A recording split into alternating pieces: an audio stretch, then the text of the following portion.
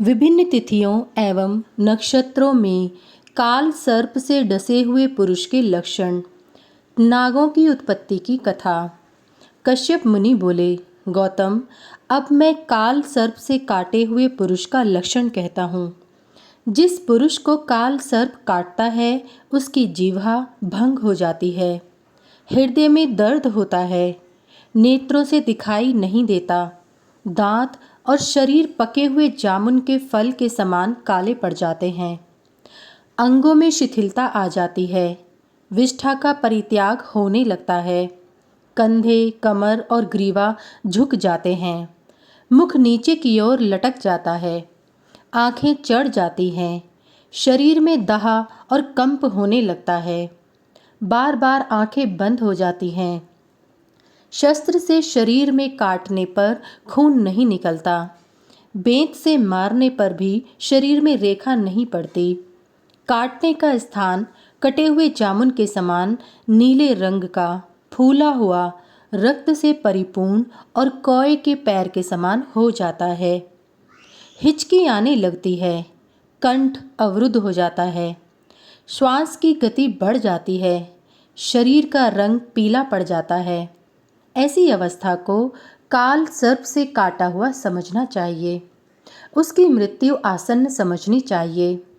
घाव फूल जाए, नीले रंग का हो जाए, अधिक पसीना आने लगे, नाक से बोलने लगे, ओंठ लटक जाएं, हृदय में कंपन होने लगे तो काल सर्प से काटा हुआ समझना चाहिए।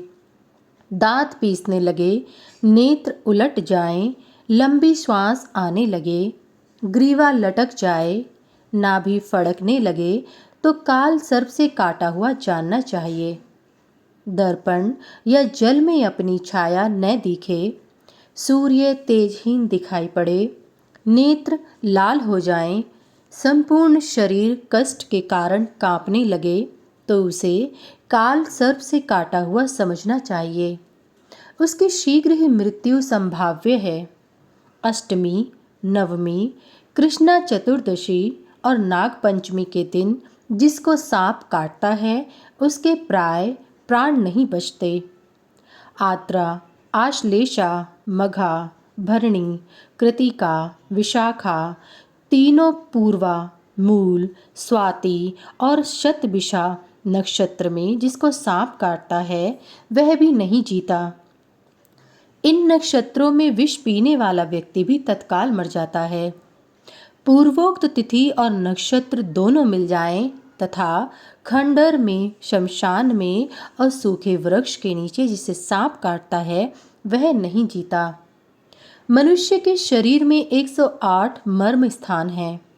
उनमें भी शंख अर्थात ललाट की हड्डी, आँख, भ्रूमध्य, वस्ती, अंडकोश का ऊपरी भाग, कक्ष, कंधे, हृदय, वक्ष स्थल, तालु, ठोड़ी और गुदा, ये 12 मुख्य मर्म स्थान हैं।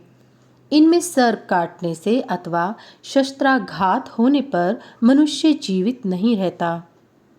अब सर्प काटने के बाद जो वैद्य को बुलाने जाता है उस दूत का लक्षण कहता हूँ। उत्तम जाति का हीन वर्ण दूत और हीन जाति का उत्तम वर्ण दूत भी अच्छा नहीं होता। वह दूत हाथ में दंड लिए हुए हो, 2 दूत हों, कृष्ण अथवा रक्त वस्त्र पहने हों, मुख ढके हों, सिर पर एक वस्त्र लपेटे हों, शरीर में तेल लगाए हों, केश खोले हों, जोर से बोलता हुआ आए, हाथ पैर पीटे तो ऐसा दूत अत्यंत अशुभ है। जिस रोगी का दूत इन लक्षणों से युक्त वैद्य के समीप जाता है वह रोगी अवश्य ही मर जाता है। कश्यप जी बोले, गौतम, अब मैं भगवान शिव के द्वारा कथित नागों की उत्पत्ति के विषय में कहता हूँ। पूर्व काल में ब्रह्मा जी ने अनेक नागों एवं ग्रहों की सृष्टि की। अनंत नाग, सूर्य, वासुकी, चंद्रमा, तक्षक भौम, करकोटक बुध, पद्म बृहस्पति, महापद्म शुक्र, कुलिक और शंखपाल शनैश्चर ग्रह के रूप हैं।